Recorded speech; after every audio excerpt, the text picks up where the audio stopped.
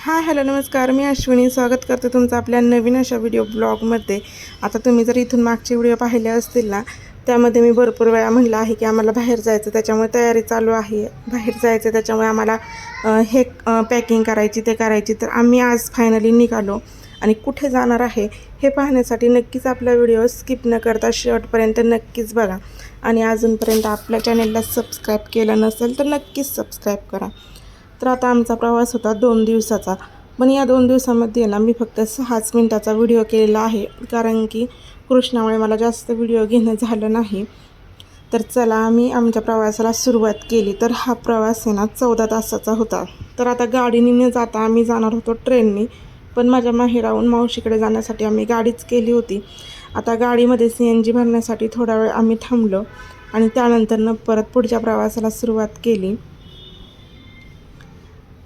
आता नगरला जाताना सुपा तर सगळ्यांनाच माहीत आहे आणि तिथले स्पेशल म्हणजेच फेमस जी बेकरी आहे ना, तिथं थोडाफार आम्ही नाश्ता केला, जसं की चहा, टोस्ट वगैरे. आणि त्यानंतरनं परत पुढच्या प्रवासाला सुरुवात केली. आता आमचा हा एवढाच प्रवास होता ना, यवत ते नगर, तो 3-3.5 तासाचा झाला. तिथं गेल्यावर मस्त असं मुलांचं खेळणं चालू होतं, कारण की आमच्याकडे फक्त ना 2-3 तासच होते. त्यानंतर ना आम्हाला परत ट्रेनसाठी निघायचं होतं. तर सगळ्यांच्या बॅगा वगैरे पॅक झाल्या आणि आम्ही फायनली जाण्यासाठी निघालो. तर आहे ना रात्रीची आम्हाला 11:45ला ट्रेन होती. तर सगळेजण आम्ही ना रिक्षानेच ट्रेनसाठी निघालो होतो.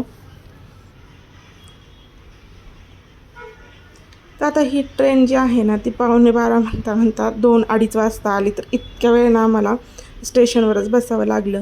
आणि कसं ना, लहान मुलं असल्यामुळे मग जास्तच मुलं कंटाळतात. तर आता या इकडे लहान मुलंच काय, मोठी पण माणसं सगळीच कंटाळली होती. जर ट्रेन टायमिंगवर असते ना तर पुढचा प्रवास पण आपला टायमिंगवरच होतो. तर आता स्लीपर कोच गाडी होती, त्याच्यामुळे सगळे तर झोपून होते, मी मात्र बसूनच होते. कारण की मला वाटायचं की माझ्यापाशी लहान मुलं आहेत, मग ती व्यवस्थित झोपतात की नाही. आणि ट्रेनमध्ये जायचं म्हटल्यावर तर भीतीच वाटते. फायनली आम्ही जिथं जायचं होतं ना ते स्टेशन अजून लांब होतं. आता सकाळ झाली म्हटल्यावर सगळ्यांनाच भुका लागल्या होत्या, त्यामुळे सगळ्यांनी ना नाश्त्यासाठी आणलं होतं. आमचे मामा मामी मावशी काका सगळेजण आम्ही सोबत होतो, त्याचबरोबर मुलं. तर या इकडे ना सगळ्यांनी नाश्ता करून घेतला आणि त्यासोबत पुढच्या प्रवासाला आम्ही सुरुवात केली. आता आमचं असं झालं की जिथं फिरायला गेलतो ना तिथं थोडं आणि प्रवास जास्त झाला. तर आता त्या स्टेशनवर उतरल्यानंतर आहे ना आम्ही तिथून परत रिक्षा केली आणि जिथं जायचं तिथं आलो, ते म्हणजेच शेगावला. बऱ्याचशा दिवसांपासून आमचं इकडे येणं चालू होतं आणि त्यातल्या त्यात कसं शनिवार रविवार असल्यामुळे ना फुल गर्दी होती, त्याच्यामुळे आम्हाला इथं काही रूम भेटली नाही. पण त्यानंतर ना आम्ही परत दुसऱ्या ठिकाणी गेलो. आता मुलं आणि सामान न्यायचं म्हटलं की कसं भरपूर थकल्यासारखं होतं. फायनली आम्हाला या इकडे ना रूम मिळाली होती आणि रात्रीचा 12 ते 14 तासांचा प्रवास करून ना सगळे दमले होते. तर सगळेत ना असे पहिले तर बेडवर आडवे पडले, कारण की सगळ्यांनाच थकल्यासारखं झालं होतं. त्यानंतर सगळ्यांनी आंघोळ्या वगैरे केल्या, फ्रेश झालो, आमचं आवरलं आणि पहिलं ते गेलो म्हणजेच जेवण करण्यासाठी. आता तिथे ना प्रसादालयामध्ये जेवण होतं, मग तिथंच जेवण केलं. तिथून रूमवर गेलो. रात्रीचा प्रवास झाला होता, त्याच्यामुळे थोडाफार आराम केला आणि त्यानंतर दर्शनासाठी जायला निघालो होतो. आता दर्शनासाठी जायचं ना तर मंदिरामध्ये मोबाईल अलाउड नव्हता. मंदिरामध्येच काय, मंदिर परिसरामध्ये पण मोबाईल अलाउड नव्हता. तर तिथे ना आमचं खूप छान असं दर्शन झालं आणि तिथून परत आम्ही बाहेर यायला निघालो.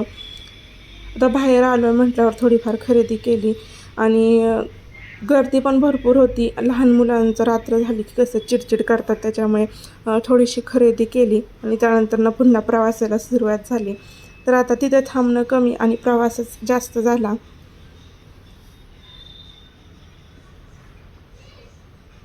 आता शेगावला गेलं म्हटल्यावर तिथली फेमस जी कचोरी आहे ती खाल्ल्याशिवाय तर कोणीच परत येत नाही. तर आम्ही पण आहे ना तिथली जी कचोरी आहे ती खाल्ली. आता हे जे आहे ना जे त्यांचं स्टॉल, ती तुम्ही पाहू शकता, 1950 पासून ते चालू आहे. आता तिथून परत आम्ही रूमवर गेलो, तिथं थोडाफार आराम केला आणि तिथून परत आम्ही निघालो ते म्हणजेच ट्रेनला येण्यासाठी. तर रात्रीची आमची जी ट्रेन आहे ना ती 1:45 वाजता होती. तर असा परत आमचा रात्रीचा प्रवास सुरू झाला आणि त्यानंतरनं हा पण प्रवास आपला 14 तासाचाच होता. त्यानंतरनं दुसऱ्या सकाळी म्हणजे रात्रभर प्रवास केला.